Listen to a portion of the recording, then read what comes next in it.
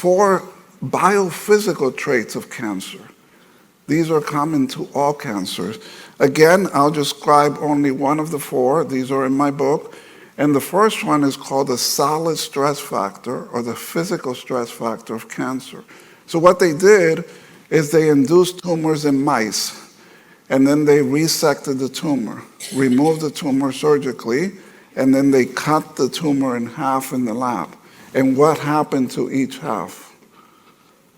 It started to grow. So they did this with various types of tumor cell lines, breast cancers, colon cancer, pancreatic cancer. And always when they cut that tumor in the lab, it started to grow. Each half started to grow. So then they said, they meaning the researchers, and a lot of this was done at Harvard, and they said, let's do this in human tumors. So they did mastectomies, colectomies, and different surgeries to remove human tumors, and the same thing.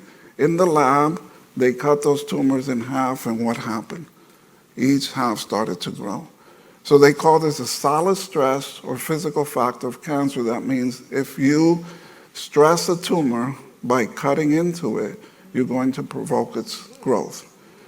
So I know you're thinking, what about biopsies, right?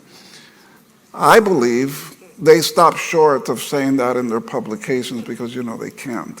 Right? They can't say not to do biopsies because they can see cancer cells. But the truth is it can, and it does.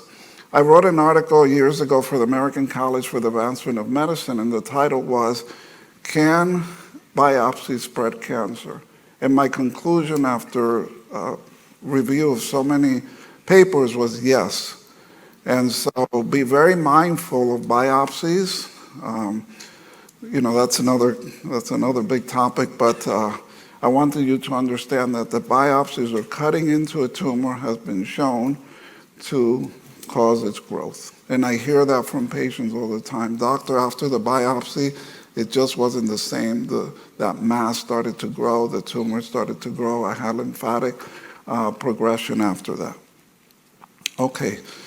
So cancer cells alter the biophysics of the tumor microenvironment. This is another good slide to take a picture of because it goes into those 4 categories, and it talks about leaky blood vessels, how the microarchitecture of the tissues favor tumor growth, and so forth.